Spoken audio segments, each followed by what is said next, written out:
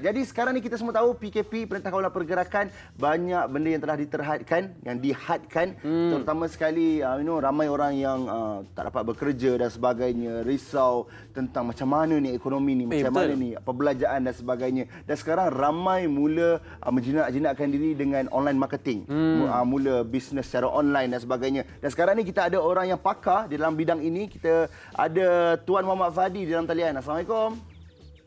Waalaikumsalam warahmatullahi wabarakatuh. Apa khabar? Alhamdulillah, sehat-sehat. Dekat mana tu? Saya sekarang berada di Pasifika, Kelantan. Kat rumah lah. Bukan office. Dekat rumah. Kau tiba dekat office ke, masih bekerja ke. Tapi itulah, kita sebut tadi pasal online semua. Boleh tak kita nak tahu terus-terus bagaimana perjalanan ataupun kalau siapa yang daripada luar nak bekerja dalam digital marketing ni, macam mana pandangan Tuan Fadi? Okey, bismillahirrahmanirrahim. Basically, sesiapa sahaja sekarang ni, ini adalah masa yang terbaik untuk kita masuk ke online. Itu je yang pandangan saya. Sebab apa? Sebab kalau kita tengok, kita sekarang duduk rumah kan. Basically semua orang duduk rumah. 30 juta rakyat Malaysia duduk rumah. Betul. Dan bayangkan, apa yang kita akan buat dekat rumah? Kita akan habiskan masa kita memandang skrin-skrin yang ada dekat rumah. Itu je. Kita tak mungkin tengok dinding kan. Betul. Kita akan tengok skrin. Sama ada skrin televisyen ke, sama ada skrin laptop ataupun skrin phone kita. Tapi majoriti skrin phone lah. So bila mana mata memandang skrin, itulah masa terbaik untuk usahawan-usahawan ataupun orang yang nak berniaga atau orang yang nak tambah pendapatan, pamerkan dia punya produk atau servis di depan mata pelanggan. This is the best time. Betul.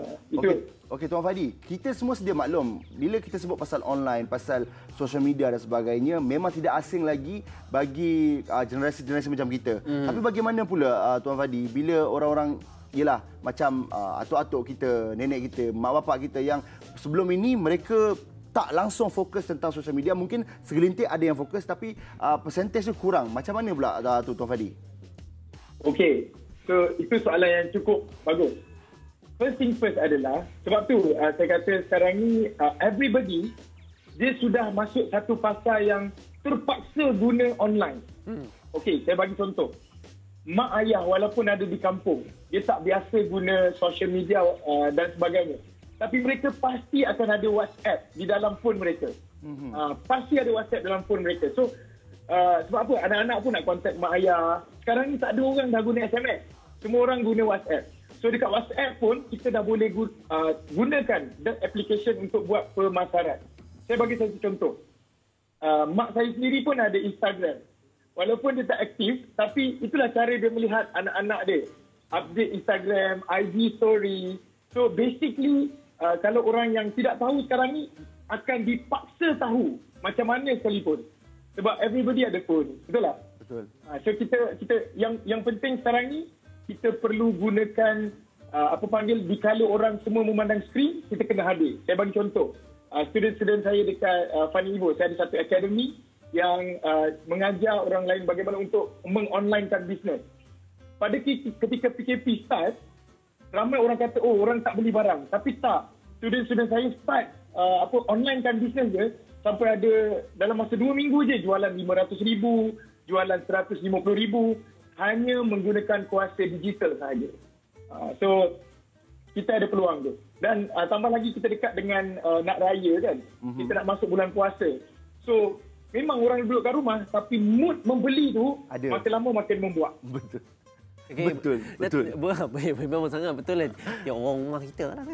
Tapi Tuan Fadi, saya nak tahu, boleh tak ceritakan lebih terperinci? Contohnya kalau dia nak buat satu post kat WhatsApp tadi ke Instagram ke apa. Kalau dia nak buat satu post tu, apa tips dia nak tangkap attention orang di luar sana supaya dia memahami ataupun terus nak tengok apa jualan kita kan. Biasa kalau waktu ni kadang tengok alah apa tak nak tengok lah. So macam mana tips dia nak marketing tu?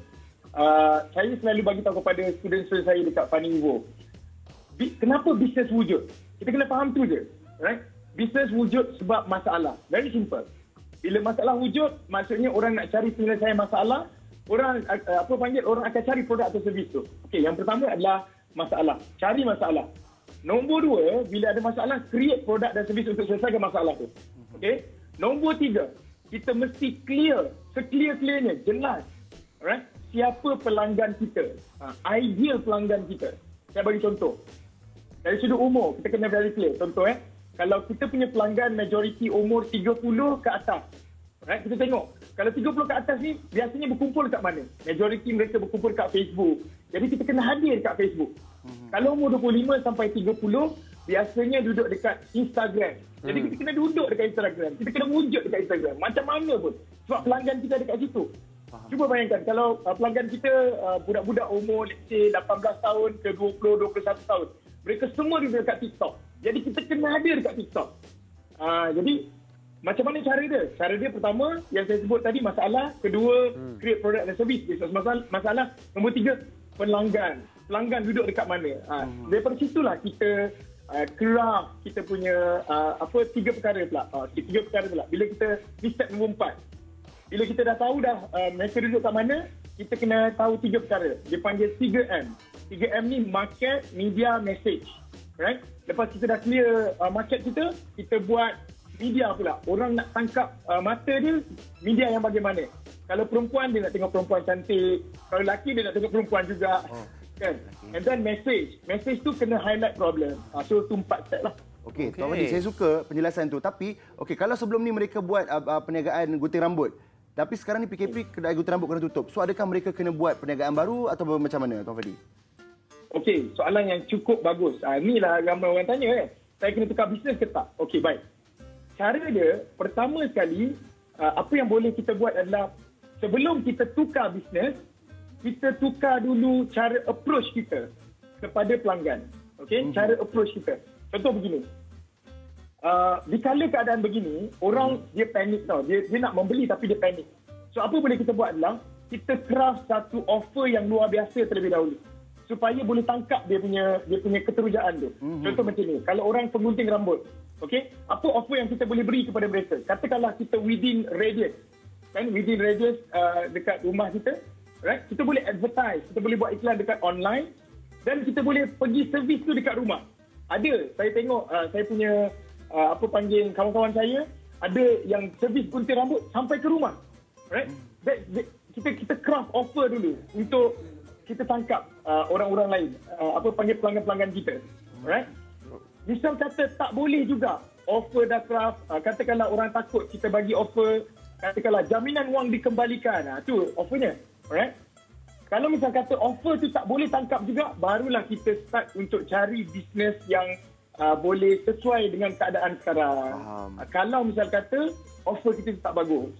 So banyaklah kreativiti kan. Kreativiti untuk berniaga ni mesti macam-macam kan.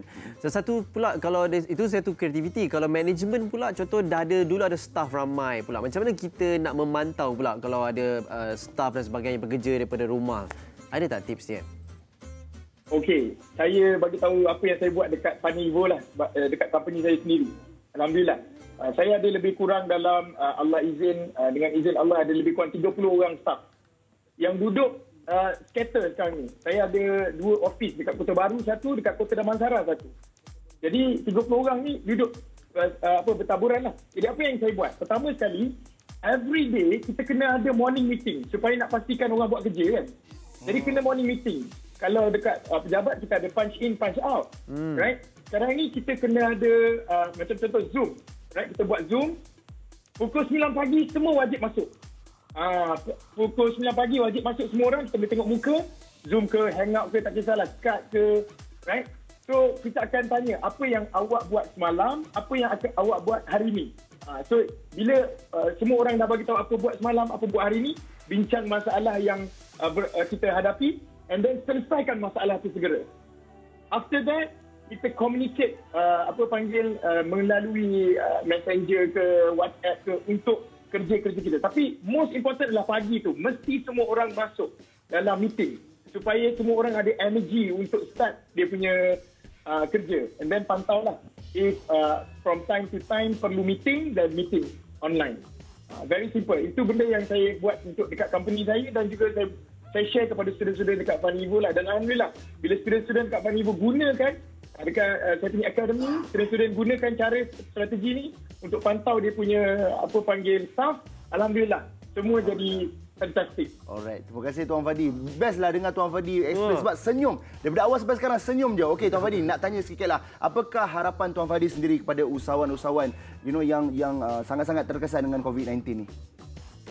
Okey, ini benda yang isu besar. Saya just nak bagi tahu, sampaikan satu story.